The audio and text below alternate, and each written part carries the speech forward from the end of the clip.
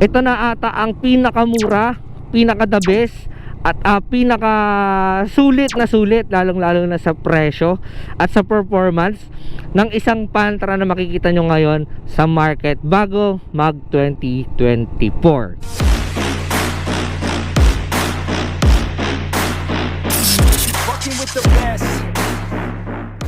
So ayan mga traps, ito yung ating bagong Pantra na which is yung Euro 150 natin, no. So meron itong dalawang variant which is the 150 and the 175. So yung nakuha natin is yung color gray, black and gray, no. So unahin natin yung kanyang ground clearance mga traps, kasi yung kanyang ground clearance is 160 mm lang, no. So para sa akin hindi siya ganun kataas, hindi rin siya ganun kababa, no? So sakto lang. Yan, at meron pa siya nalagyan ng tumbler. Okay, so ayan, ang height ko mga traps is ang height ko ay ang height ko ay 5'7", no. So para sa akin yung ground clearance siya, dito natin lagay.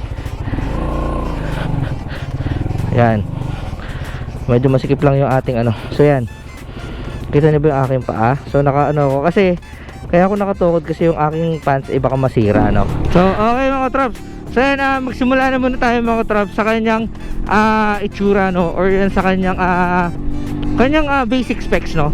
So ito yung tinatawag natin na Euro 150cc, at ang available colors niya sa kasa is meron tayong red, gray, and color blue. Yung kanyang special features mga traps is yung kanyang leather seat. Meron siyang leather seat. Tapos ngayon mga traps is fuel efficient na rin siya. So I think parang pumapalo na rin ata to ng 50 point something kilometers kpl, no. So parang ganon. Tapos malaki na rin yung kanyang fuel tank capacity. Okay, so umpisa natin sa kanyang engine type mga traps. So yung kanyang engine type is this is a 4-stroke single cylinder, no. And then yung kanyang bore and stroke is 61 by 49.5. Yung kanyang displacement is, yun nga sabi ko sa inyo, saktong 150cc.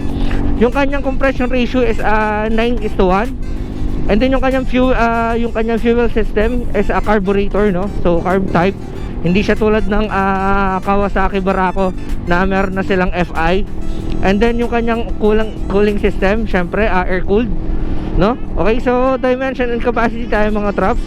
Yung kanyang length, weight, and height is 1,900 by 735 by 1,025.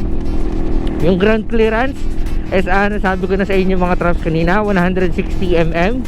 Ang height ko is 5'7", and medyo tingkayad ako sa kanya. So yung ibang gagamit na ito, siguro mas okay yung kung ipapalowered nyo siya. But take note mga traps, yung kanyang lowering style is hindi katulad ng TMX na iaangat lang to, since ito po ay naka-fix, no. So kailangan to yung kanyang ano ay nakatornilyo.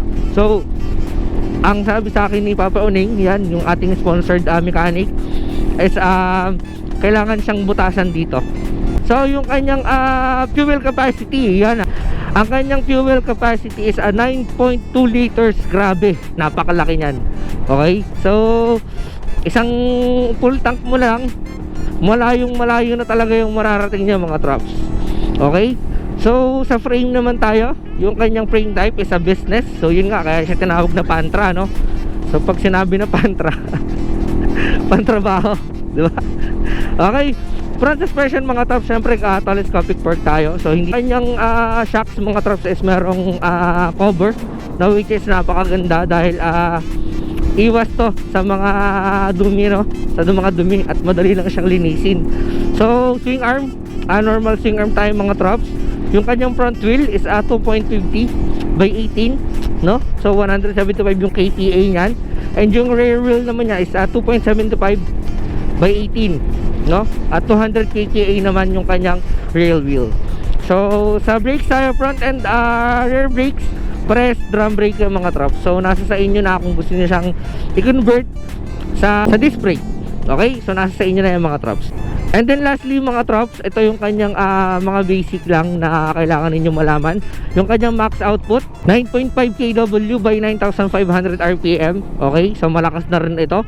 And yung kanyang max torque is 10 Newton meter by 7,500 RPM. Okay, so Ayan yung mga normal mga trucks na kanyang specifications, no. So hindi na natin pakukomplikahin dahil hindi naman halos lahat ay kumbaga technical pagdating sa mga motor, no.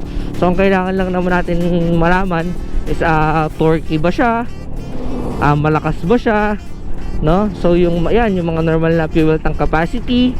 Okay, so yung oil change ng mga trucks is 1 liter, no. So no more no less. So kailangan talaga isang buong 1 liter ilalagay ninyo mga trucks. Okay, and then ano pa ba, yung kanyang choke mga trucks is wala dito sa harap. Yung kanyang choke is malapit dito sa may carb, no, malapit sa may carb. So dun niya siya i-choke. And then meron din siyang susian na which is yung kanyang locking system. So wala siyang locking system dito mga trucks sa kanyang susian. Yung kanyang locking system is nandito sa ilalim.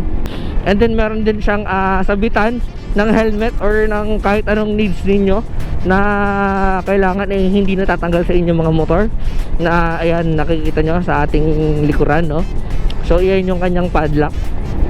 So iyan ay useful kapag kayo ay babiyahe or pupunta sa mga malls na kailangan ninyong iwanan yung inyong mga inyong mga helmet.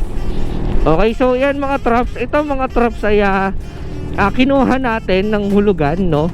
At ang presyo nito sa cash price is 50 to 55,000. So it may vary sa location ninyo or sa kasa na pagbibili ninyo. Pero itong nakuha natin is around 50,000 plus something lang siya.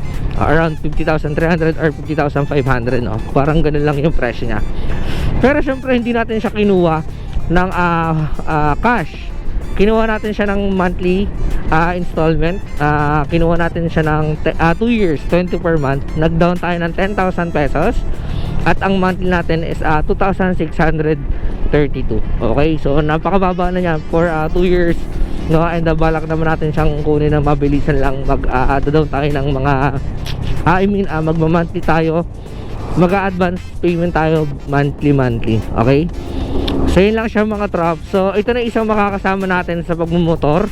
At syempre mas okay din na meron tayong decambio na motor para pag may mga tanong kayo regarding sa mga clutch or clutchless na motor, or either way pwedeng automatic or itong manual, so masasagot natin yung mga trucks ng mabilis lang. Okay, so yun lang mga trucks. I hope na magustuhan nyo rin itong magiging vlog natin na to regarding dito kay Euro 150. Okay, so si Euro 150 mga trucks is halos kinuha siya doon sa itsura ng Kawasaki Barako. So kung mapapansin nyo yung itsura ng kanyang tangke is meron siyang parang pattern na which is parang yung katulad ng pattern nung nandun sa bagong Kawasaki Barako ngayon, no. So yung pattern na itong atin is para siyang bandana or parang honeycomb. Pero yung sa kanya is more on parang tornillo or disc brake ata tong yung naka-design sa kanya. And yung sa Kawasaki Barako naman is bandana style, na which is yung makikita natin sa mga panyo. So yan, parang dun siya kinuha yung concept niya. Pero ang masasabi ko sa takbo na ng mga trucks is maganda talaga and malakas. So ito pala mga trucks is lalagay natin to ng sidecar. So yan, para naman meron din tayong makukuha mga vlog sa paglalagay ng sidecar, no. Okay, so yan mga trucks, maraming salamat sa pagsuporta. And sana magustuhan nyo rin yung mga upcoming videos sa atin regarding dito sa Pantra natin na which is the Euro 150. Siya nga pala mga trucks, ang Euro 150 ay gawa sa Taiwan, no. So hindi siya Pinoy version, no. So at saka isa pa mga trucks is maganda talaga ang makina ng Euro. So bakit hindi tayo kumuha ng branded? Actually Euro is branded. What I mean is the big four, no. Yan yung Honda, Kawasaki, Suzuki, Yamaha, no. So kung bakit hindi tayo kumuha ng, kasi ito talaga yung isa sa mga pinakamura, no. Yan pinakamurang Pantra ngayon na makikita nyo mga trucks. Okay, so ang masasabi ko lang is ito na ata ang pinakamura, pinaka the best, at pinaka sulit lalong lalo na sa presyo at sa performance ng isang Pantra na makikita nyo ngayon sa market bago mag 2024. Okay, So yun lang mga traps, I hope na nagustuhan nyo to. At kung hindi ko pa nakasubscribe sa ating channel, isubscribe mo na yan. Okay? Para naman syempre, di ba? Para naman ma-update kayo sa mga susunod na mga videos pa natin. Okay? So yun lang mga traps, maraming salamat!